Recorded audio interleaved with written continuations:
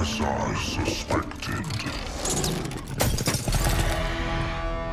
Nothing but a man. Red Team Leader, this is Recon 1. You have multiple hostiles approaching your location. Alice, we're leaving.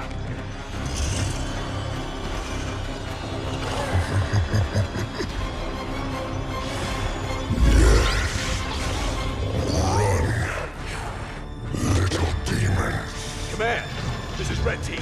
We have a Spartan casualty. Hunt them down. Immediate evac requested. Find out where they came from. Douglas, stay with me. And bring me back anything Douglas! useful.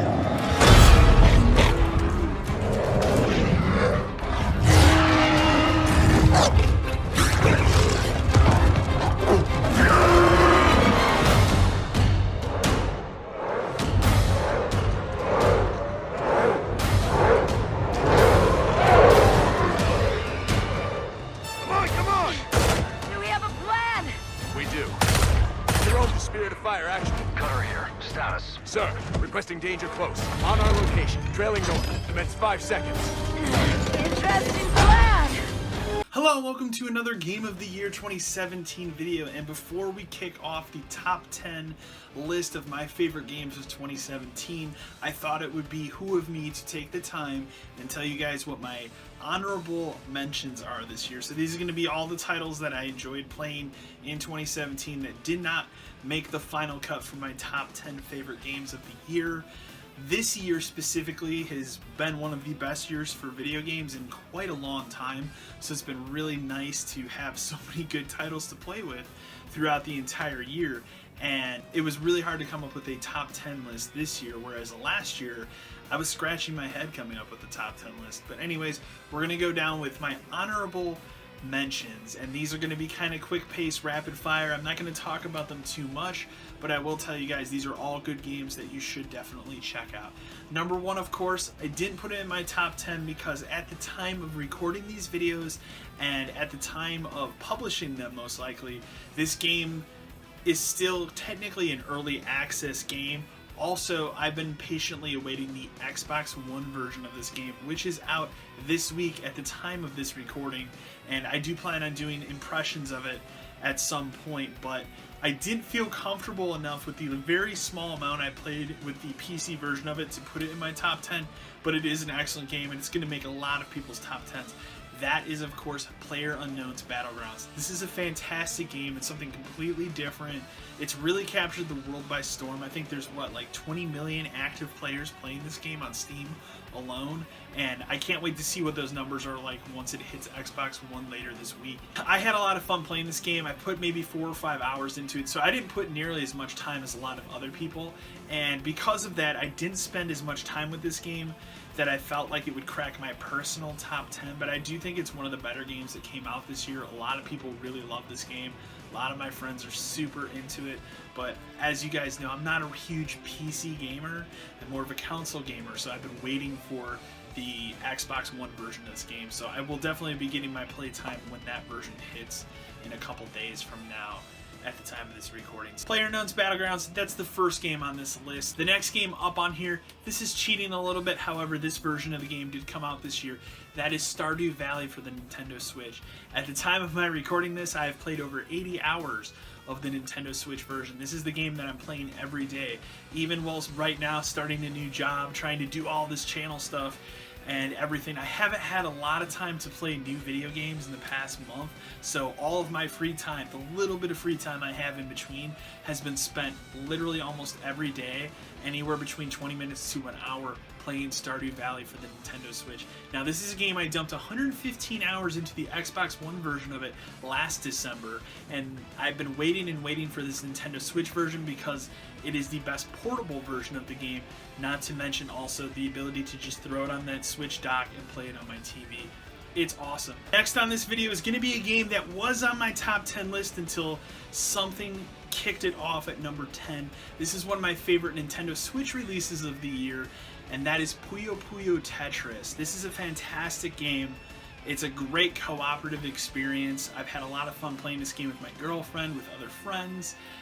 It's just fantastic. It marries the Japanese puzzle game Puyo with Tetris, and it's just a fun, phenomenal game. It's so much fun to play this game. I love Tetris as a whole. I wasn't really as familiar with Puyo, but I had a lot of fun playing this game in 2017, and I find myself coming back to it more often than not.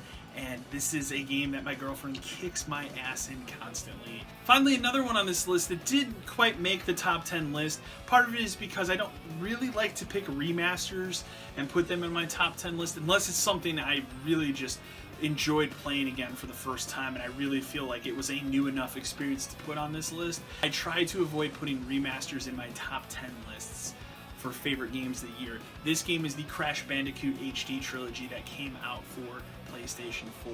I had a lot of fun playing Crash Bandicoot.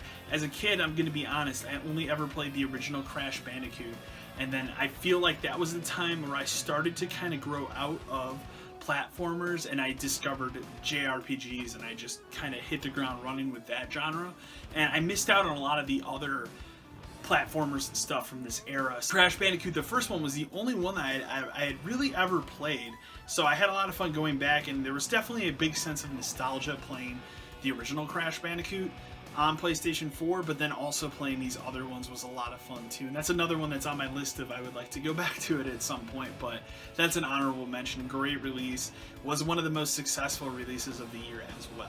Next one's going to be another Switch game. This is actually going to be the final Switch game on my list, but this one also has come out in the PS4, Xbox One, and Steam. This game is The Mummy Demastered. Yes, you heard me right. The Mummy Demastered. It is a game that was based on the 2017 Tom Cruise Mummy movie that sucked ass. This game is fantastic. It's made by WayForward. WayForward are the developers of the Shantae series, so these people know their way around good platformers. Essentially what The Mummy Demastered is it's Super Metroid, but set in this new Mummy universe. There is no Tom Cruise to be found in this game.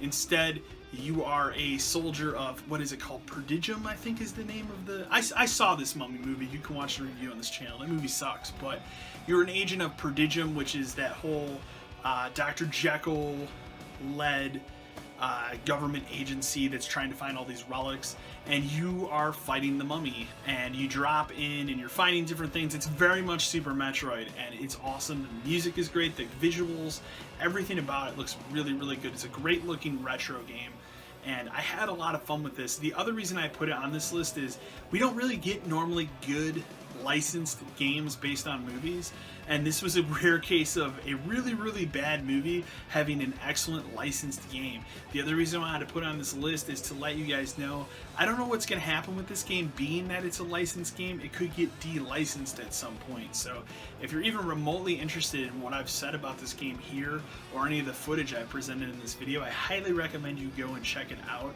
and pick it up before it is inevitably delisted due to licensing, and especially since that movie tanked really hard at the box office. So nextly, I had to throw an Xbox One game in here. I felt really bad. Microsoft had a really bad year with its first party, not a lot of good exclusives. However, I did really find myself enjoying Halo Wars 2. This is a game I did play to completion. Really enjoyed my time with Halo Wars 2. I think that campaign told a better story than the entirety of Halo 5. I feel like Creative Assembly found a really good control scheme for controller-based RTS games that works exceptionally well with Halo Wars 2. I had a lot of fun playing this game. The game looks really visually impressive, especially if you had a chance to play it on PC or on the Xbox One X with its enhancements. It's a really fantastic game. I found myself really enjoying Halo Wars when it was released almost 10 years ago, and I was happy to see a sequel to this game. Really enjoyed my time with it.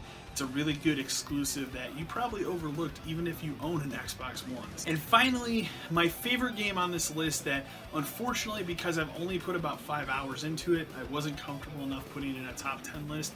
My top 10 list is games that I have completed to not necessarily 100%, but have completed and know the ins and outs of the games. And I don't put anything on there that I've only played for a couple hours because that doesn't make sense. And this final game is The Surge. I played this game on the PS4. It is also out on Xbox One and Steam as well. The Surge is made by the developers of Lords of the Fallen, and before you let that turn you off, this one's actually pretty good, because I didn't like Lords of the Fallen, and I really enjoy what I've played of the Surge. It's a futuristic Dark Souls, but it tells a more interesting story. The lore and the story of Dark Souls has always been very convoluted. I feel like the story of the Surge is very much more straightforward in that regard, but I like that it's a futuristic Dark Souls. It's just as hard as Dark Souls. I found myself really enjoying the little bit of time I put into this game, and this is one of my 2017 to play in 2018 games. Looking forward to getting back to it more, but I've really enjoyed my time with it. Anyways, guys, those are going to be my honorable mentions for Game of the Year 2017. The next video will kick off at number 10 on my list. Hope you guys have been enjoying the Game of the Year content on my channel. Hopefully the lighting looks a little bit better in this video. I've got a new lighting fixture set up here, so it should look a little bit better than it has in the past. And I apologize if my voice has been going in and out today, so hopefully it's not too bad on this video. But anyways, guys, remember to like, share, and subscribe to the channel. And as always,